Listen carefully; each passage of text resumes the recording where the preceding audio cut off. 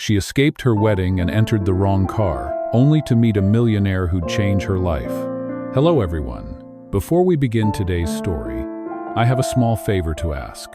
Please hit subscribe and turn on the notification bell so you never miss our channel's new videos. It is quick, free, and the best way to support us in bringing you more dramatic stories. Your support truly means the world to us. Where are you watching from? Drop your city or country in the comments below. Thank you very much. Now, let us return to our main character. The rain came down hard over Los Angeles that afternoon, blurring the white ribbons that hung from the church gate. Inside, chaos echoed, guests whispering, bridesmaids running, a mother crying into her gloves. But the bride was gone.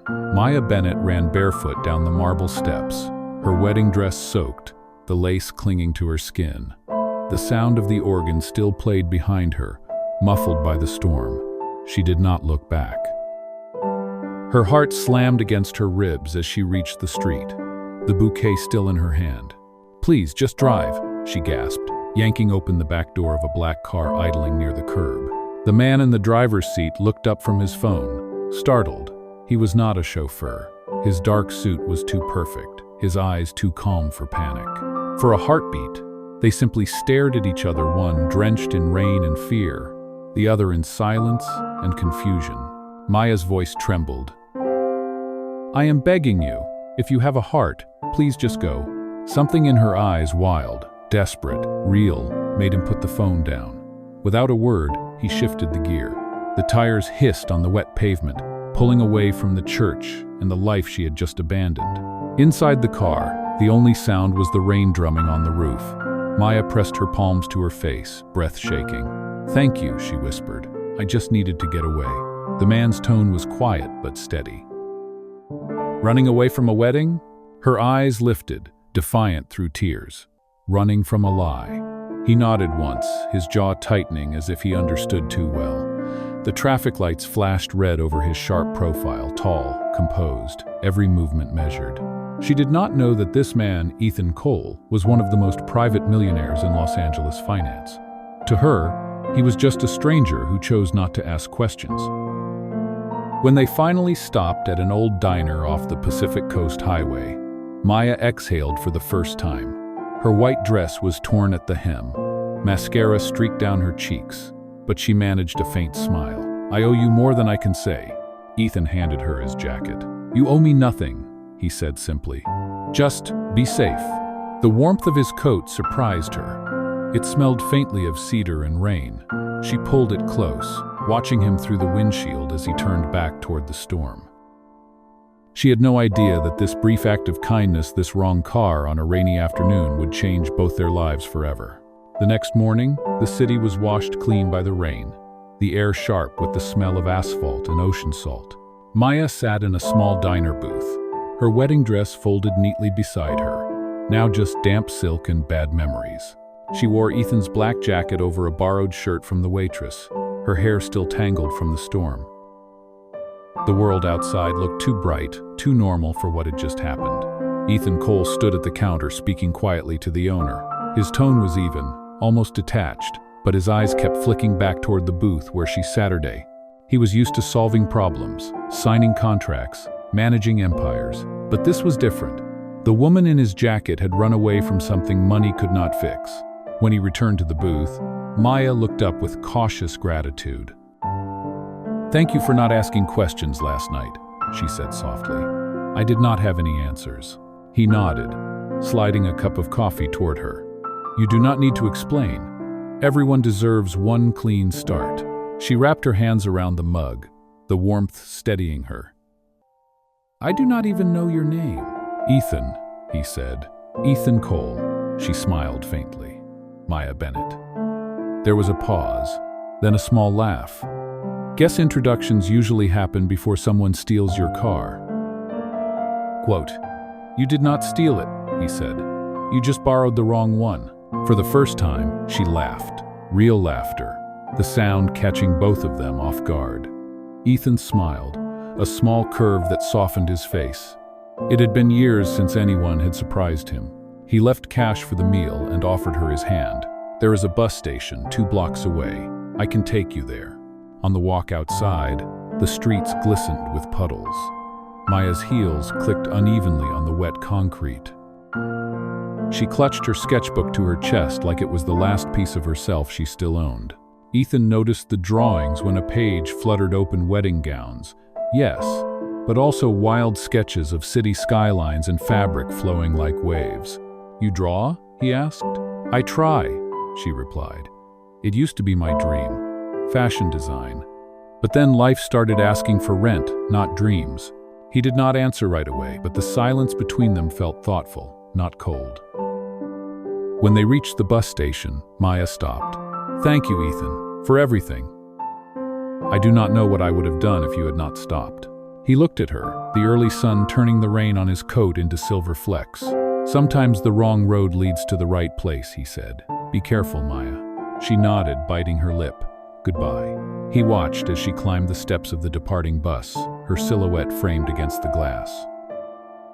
The sketchbook sat in her lap, and for a moment he thought he saw her glance back. But then she was gone. That night, Ethan returned to his penthouse overlooking downtown Los Angeles. The skyline glittered, cold and beautiful, yet he could not shake the image of the girl in the torn dress, who spoke of freedom like it was something fragile she could hold. On his desk, his phone buzzed with messages about meetings and markets, but he ignored them all. Across town, Maya checked into a tiny apartment above a thrift shop, the kind of place where the wallpaper peeled and the pipes rattled. Still, it was hers. She hung Ethan's jacket over the chair and opened her sketchbook. The pages were damp, edges curled, but the lines still sang with life. She traced one drawing the gown she had never worn and smiled sadly. For the first time in years, she picked up her pencil again. What neither of them knew was that fate had already begun its quiet work. In a few days, their worlds would cross once more, not on a rainy street, but under bright lights and whispered applause where the man who gave her a ride would reveal a truth that would change everything. 2 weeks later, the sun rose pale and golden over downtown Los Angeles. Maya Bennett hurried down the crowded sidewalk, clutching her portfolio close to her chest. Her heart pounded the way it always did before an interview, but this one felt different. It was at Cole Capital Group, a name she had only ever seen on building tops and charity banners. She had spent the last few days polishing her sketches, reworking the folds of her designs until they matched the dream she used to chase. When she walked into the marble lobby, her breath caught. Everything gleamed: glass walls, soft jazz in the background, and people in tailored suits moving with quiet purpose. She adjusted her thrifted blazer and whispered to herself, "You belong here, even if just for a few minutes." At the front desk, a smiling assistant handed her a visitor badge. "Interview for the design internship?"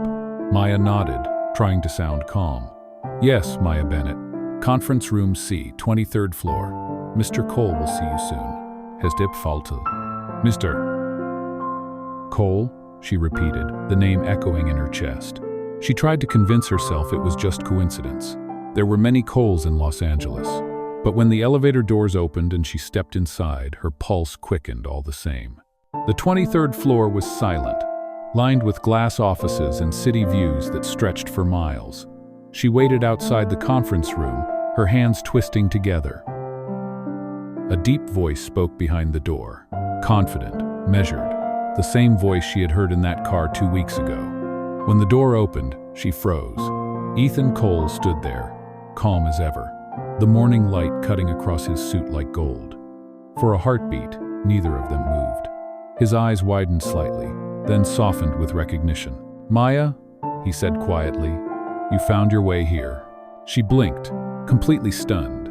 "You work here?" A faint smile tugged at his lips. "Something like that." "Come in." She stepped inside, trying to gather herself. The room smelled of coffee and paper and wealth, everything she had once thought was out of reach. Ethan gestured to a chair. "I reviewed your portfolio," he said, flipping through the sketches she had left at reception.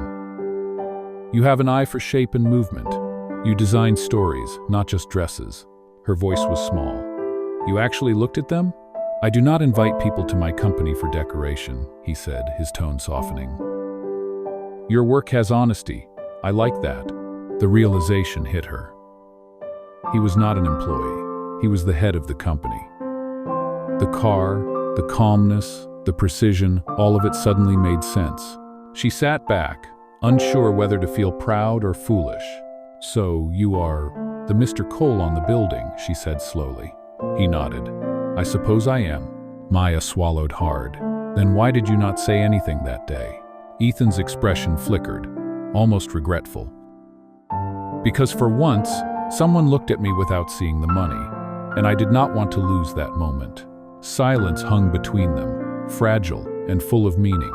Outside, the city hummed with traffic and sunlight. Inside, something quieter took shape: respect. Curiosity, the first faint pulse of something neither could name yet. Ethan finally stood, offering his hand. "Welcome to Cole Capital Group, Miss Bennett. I hope you are ready to start something new." "Gum." She hesitated before shaking it, her fingers trembling slightly. "I think I am." That evening, when Maya returned to her small apartment, the world felt different.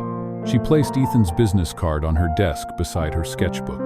The edges gleamed under the lamplight, next to the faint pencil marks of her dream.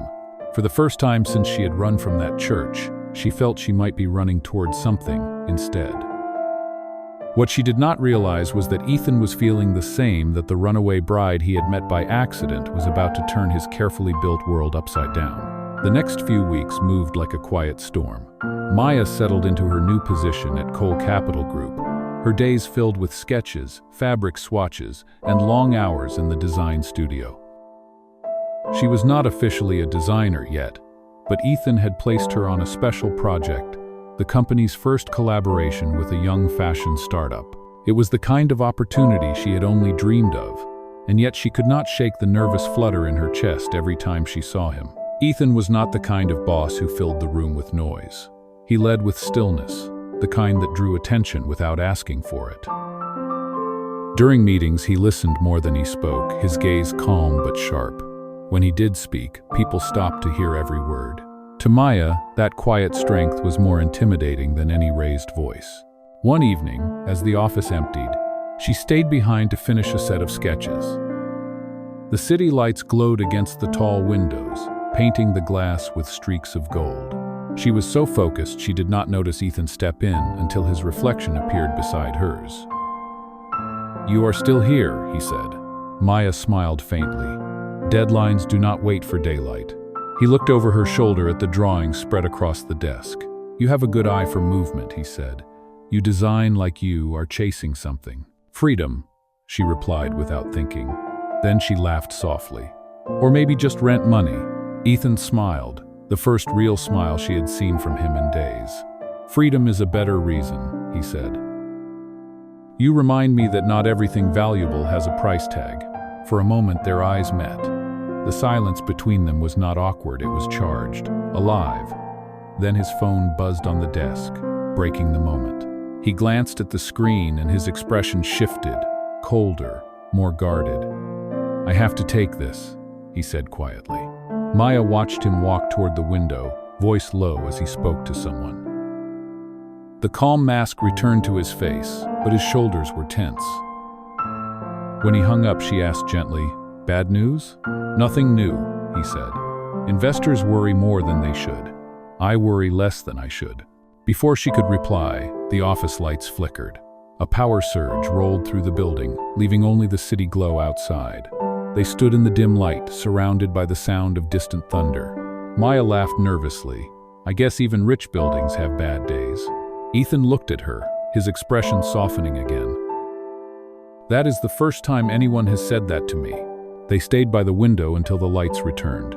When the electricity hummed back to life, the world looked normal again, but something in the air had changed, subtle, undeniable. Over the next days, their paths crossed more often. Ethan stopped by the design studio under the excuse of checking progress. Maya found herself asking for his feedback more than necessary. She told herself it was just mentorship, but her heart disagreed. One Friday evening, she finished a prototype, a sleek evening gown inspired by rainwater on glass. When she carried it into the boardroom for presentation, Ethan was already there. As she explained her concept, his eyes did not leave her face. When she finished, the room was silent until he said, "It is beautiful." Maya's voice caught slightly. "You mean the dress?" "I mean the work," he replied, his gaze steady. That night, as she packed her things, she found a small note slipped between her sketches. The handwriting was clean, deliberate. "You belong here." She stared at the paper for a long time, her pulse quickening. Outside, Los Angeles glowed under the city haze, and she realized that somewhere between escaping her wedding and entering the wrong car, she had found a life that finally felt like hers. What she did not know was that fate had already begun to write the next twist, one that would turn admiration into heartbreak and reveal truths she was not yet ready to face. The following week brought a kind of tension Maya could not name. The annual Coal Capital Charity Gala was approaching, and every department buzzed with pressure. For the first time, the company would unveil its partnership with the fashion project Maya had helped design. Her sketches, her fabrics, her work, it was all part of the showcase. But the thought of standing among investors and society elites made her stomach twist. She had spent her life serving people like them, not speaking to them. The night before the event, she sat alone in her apartment, staring at the finished gown on her dress form. It shimmered under the soft lamplight, pale silver, delicate yet strong. She whispered to herself, "You can do this. Just breathe." Quote, the next evening, the ballroom at the Cole Foundation glowed beneath crystal chandeliers. Cameras flashed, music swelled, and waiters moved like clockwork. Maya arrived in a simple black dress she had altered herself. She stayed close to the walls, clutching her small purse as though it could anchor her. Then she saw him. Ethan stood at the center of the room, speaking to a group of executives, his black tuxedo sharp against the golden light. When his eyes found hers across the crowd, something inside her steadied. He gave a small nod, subtle but reassuring, the way he always did when words felt unnecessary. "Maya Bennett," a familiar voice called. It was Claire, Ethan's longtime assistant. "You look wonderful. Mr. Cole is proud of this project, you know. Your work will open the show." Maya's breath caught. "Mine?" Claire smiled. He said it himself. "The collection begins with your design." Quote, the announcement rippled through the audience as the lights dimmed. A spotlight fell on the runway. Models stepped forward wearing pieces inspired by Maya's sketches, the same lines she had drawn in her tiny apartment only weeks ago. She could barely breathe as applause filled the room. For a moment, everything was perfect, until the host's voice echoed across the speakers.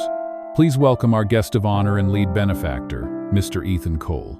Maya froze. The words rang louder than the applause. "Lead benefactor?" She turned toward the stage where Ethan walked out, calm, poised, his name projected on the screen behind him. Cameras flashed and people cheered. It hit her like a slow wave. He had not just been part of this project. He owned it. The crowd chanted his name as he gave a short speech about innovation and courage. But Maya barely heard him. Her chest tightened. He had known from the beginning. All the encouragement, the mysterious note, the kind words it had all, come from the man who had the power to make or end her dream. When the speech ended, she slipped out onto the terrace, the night air sharp against her skin. Moments later, Ethan followed. "Maya," he said, his voice careful. "You left so suddenly. Are you all right?" She turned to him, eyes bright with hurt.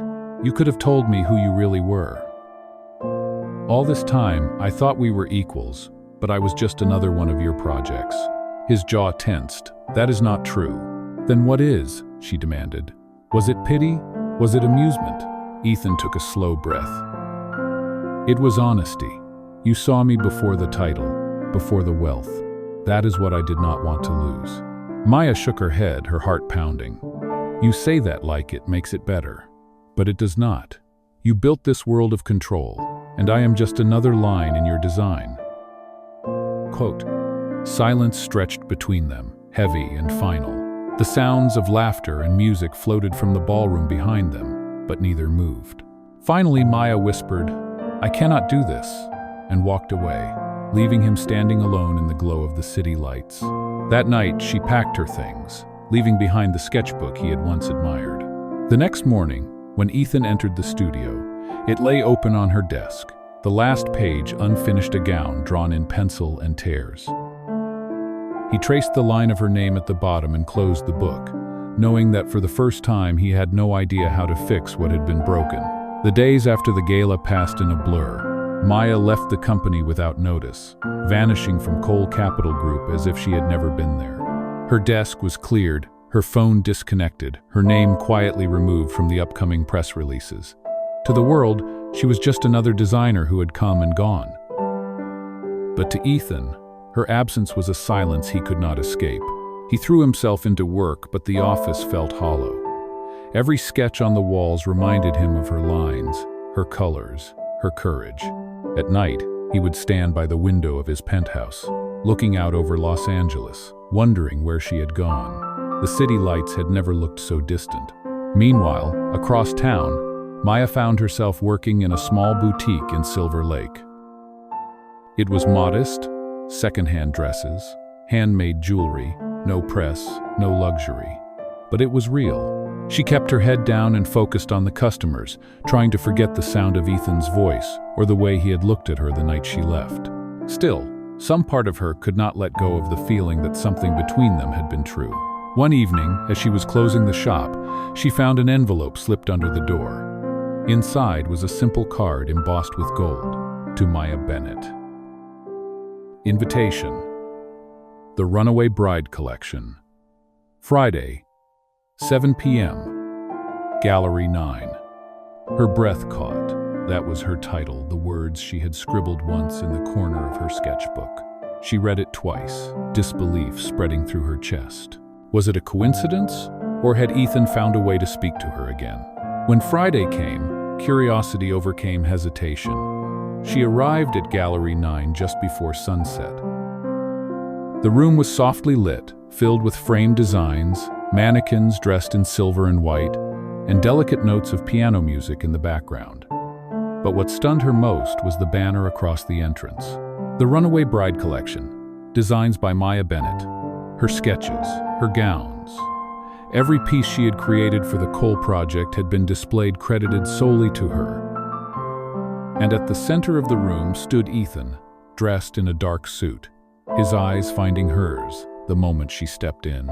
"Maya," he said quietly, walking toward her, "you deserve your name on every wall here. I only built the stage, you created the story." She stared at him, torn between disbelief and emotion. "Why would you do this?" "Because I was wrong," he said. "You were never a project. You were the reason I remembered what purpose felt like. You ran from a lie, but you taught me to stop living one." Tears burned her eyes as she looked around the room. Every sketch had her signature at the bottom. Every visitor whispered her name. He had taken nothing from her. He had given everything back. Ethan stepped closer, his voice low. "You once told me you wanted freedom. So here it is, your own gallery, your own work, your own story. Whether I am in it or not is your choice." Maya's breath trembled. For the first time since that rainy afternoon, she felt the weight of the past lift from her shoulders.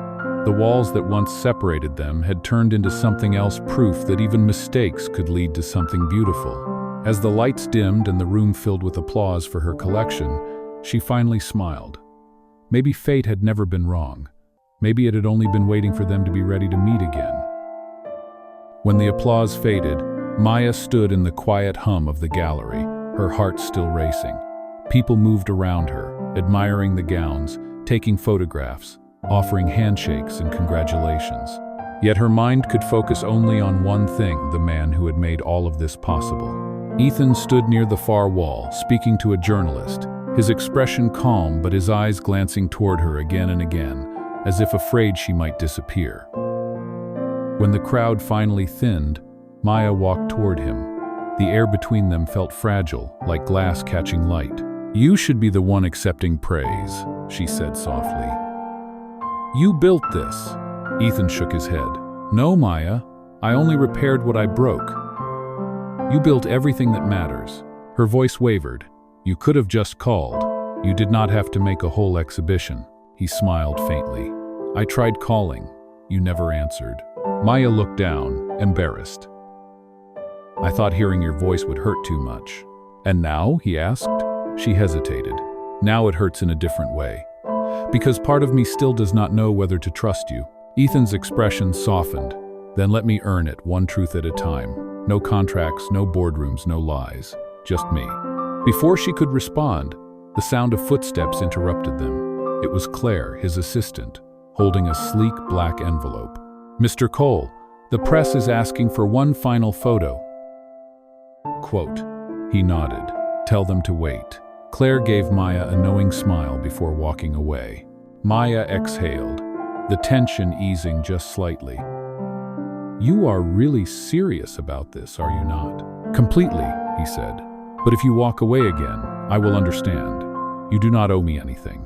She looked around the room one more time, the sketches, the mannequins, the guests, who still lingered with admiration. All of it was her work, her dream brought to life. And yet, she knew that without Ethan's stubborn belief in her, it might still be locked away in a forgotten sketchbook. Finally, she met his gaze. "You once said the wrong road can lead to the right place. Maybe that is what this was." Ethan's eyes warmed. "Then let us stop running from it." He reached into his pocket and pulled out a small velvet box. Maya froze, her heart leaping. Inside was not a diamond, but the delicate silver necklace she had lost in his car, the one that had belonged to her mother. "I kept it," he said quietly. "I promised myself that when I gave it back, I would do it honestly." Tears filled her eyes as she touched the pendant. "I thought it was gone forever." "So did I," Ethan replied. "But some things find their way back." She smiled through her tears. "You always know what to say, do you not?" "Only when it matters," he said. The piano music from the gallery began again, slow and tender. Ethan extended his hand. "Dance with me, Maya.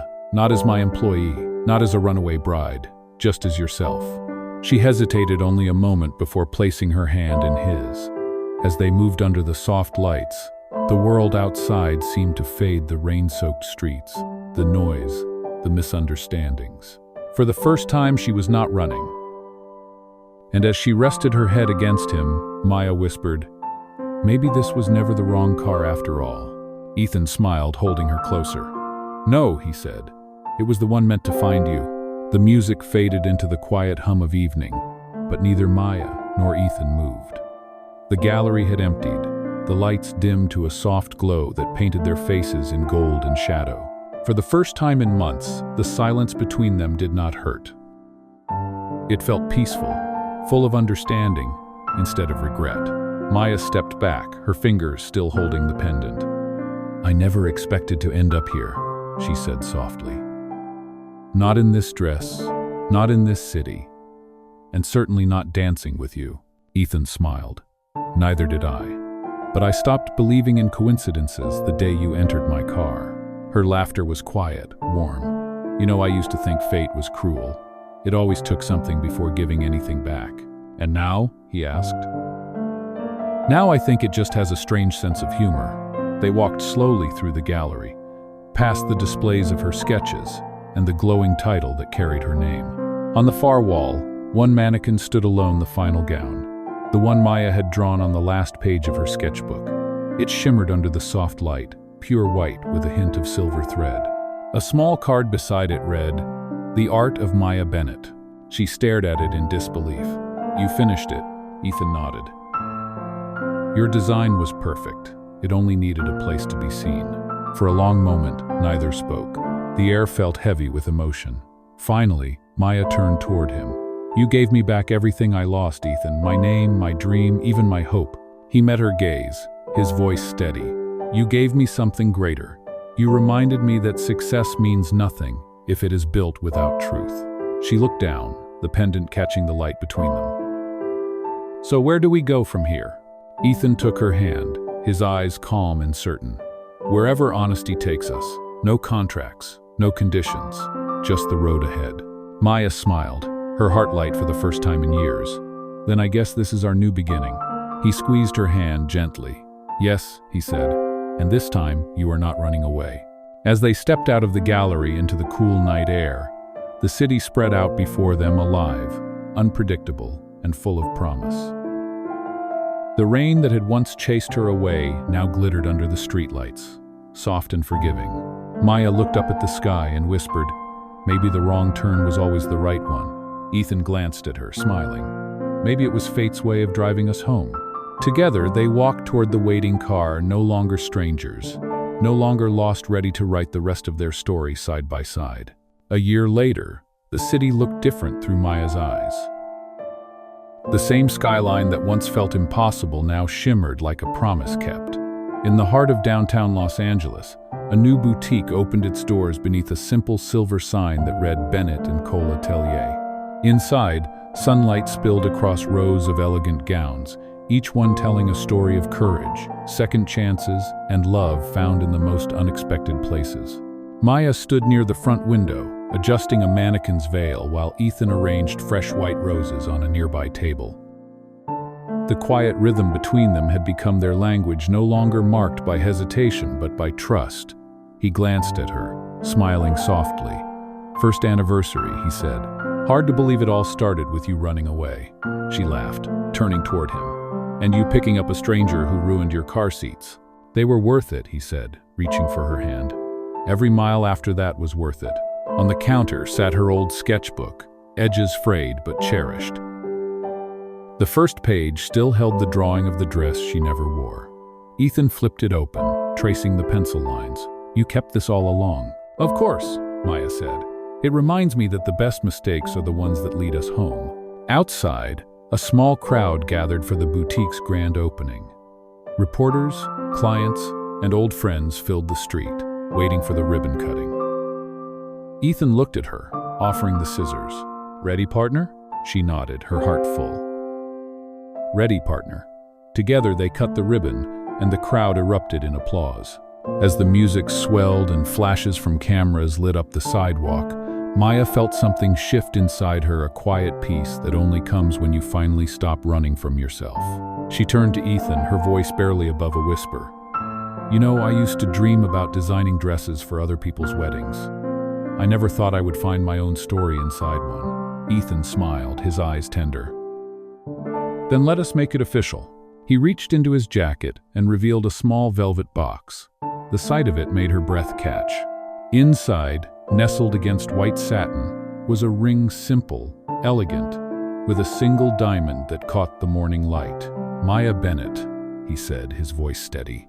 "You changed my life the day you stepped into my car. Will you marry me for real this time?" Tears filled her eyes as she nodded. "Yes, Ethan, this time I am not running away." Quote. He slipped the ring onto her finger, and the crowd erupted once more. Cameras flashed, laughter filled the air, and in the middle of it all stood the woman who had once escaped a wedding only to find her true one waiting at the end of the road. As they kissed beneath the shower of rose petals, Maya whispered against his lips, "The best mistake we ever made." Ethan smiled. "And the one I will never want to fix."